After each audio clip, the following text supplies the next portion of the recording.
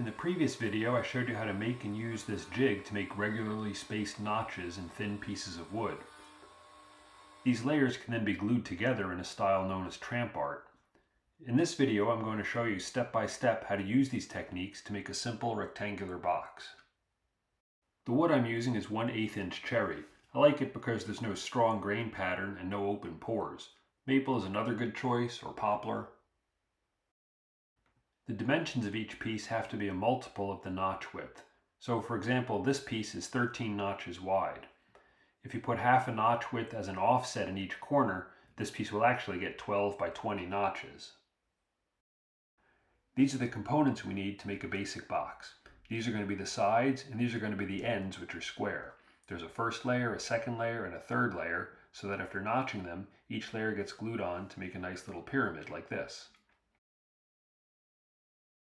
Most of the wood is 1/8 inch stock, but for the top and bottom lid, I've got two pieces that are 1/4 inch.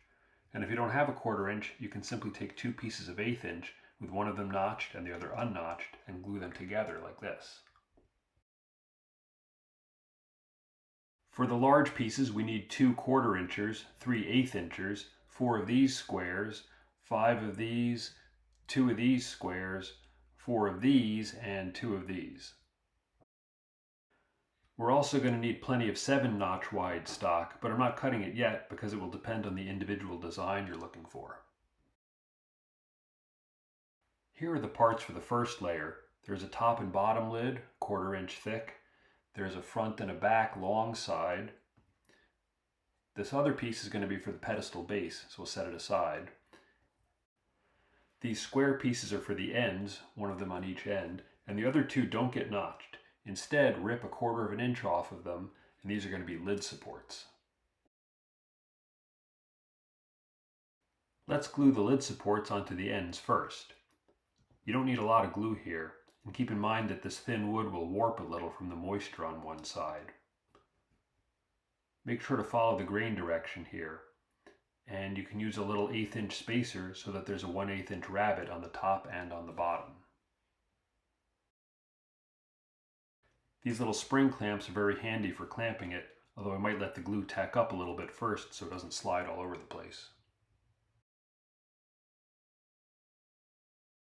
Now we can put the first layer together. This is the bottom, and these are the two ends with the lid supports making a little rabbet, so it overhangs just like that.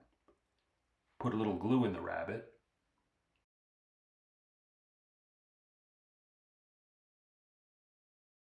And put them together just like this. That's good enough for now.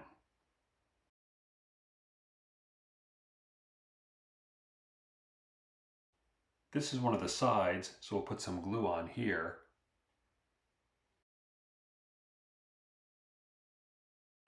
Put the side on here. We'll take care of any glue squeeze out in a moment. And then we're ready for the other side. Whoops, yeah, I really didn't want the Sharpie marks showing inside the box here. Good thing I've got some spares. Then the top lid, which has some little pieces of tape to act as shims so that the fit isn't too tight, but having the lid in place will help line everything up. And the best way to clamp all this is with some rubber bands.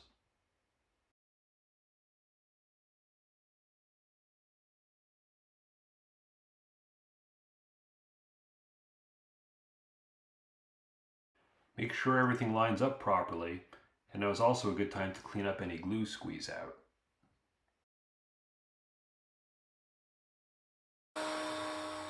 While the glue's drying, I'll get to work notching the next layer, which is 11 notches wide.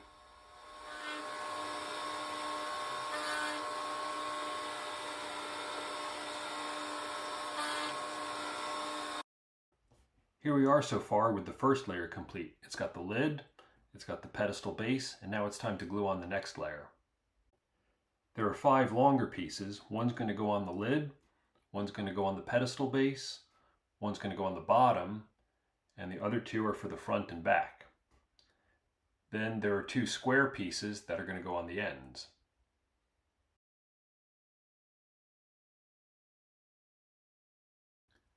Line it up so the piece is centered, and then clamp it on with some small clamps.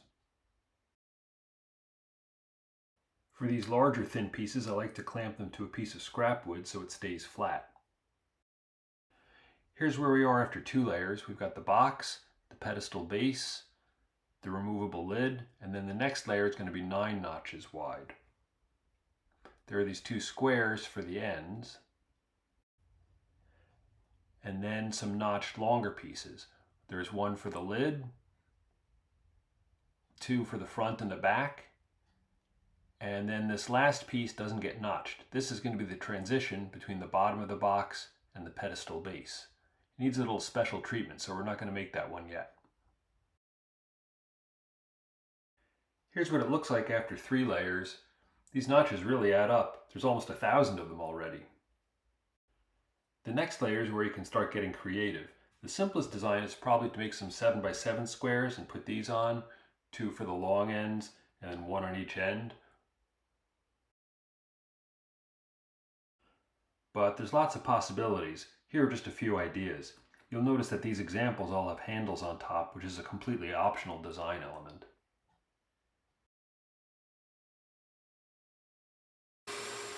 Just a quick reminder to save your fingertips by using a support block to hold the smaller workpieces securely when routing the notches.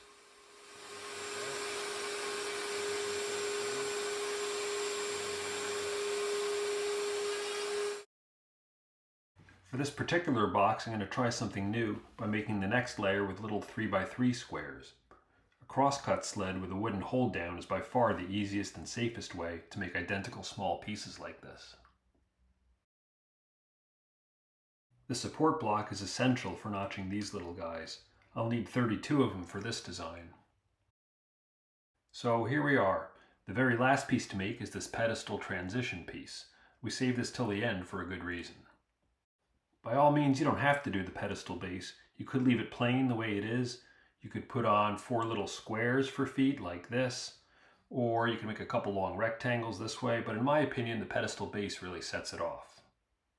There's a little problem here though, and it's that on the bottom the notches are facing down, while on the base the notches are all facing up. And so this piece has to transition between the 2 directions. There are a few different ways of doing that. The easiest solution is just to leave it unnotched, but if you came this far and wanted to look great, I think you should notch this piece on both sides. Some adjustments have to be made though, which is why this piece comes last. First, lower the bit by about 1/32 of an inch. Then adjust the side to side so that there's no offset. Make all these shallow notches on one side of the piece, then flip it over and adjust the side to side so that these notches fall in between the opposing notches. For finishing, I like a thin coat of shellac. It flows easily into all the nooks and crannies, and we sure have a lot of those on this project. I mix my own shellac using flakes as a half-pound cut, but you can also buy shellac in a can and then thin it 50-50 with denatured alcohol. If any of you make your own Tramp Art projects, I'd love to see some photos. My email's in the description below. And if you want more project plans, including a tissue box, a picture box, even a Japanese-style puzzle box, along with instructions for using triangles, hexagons, and octagons, check out my book available on Amazon.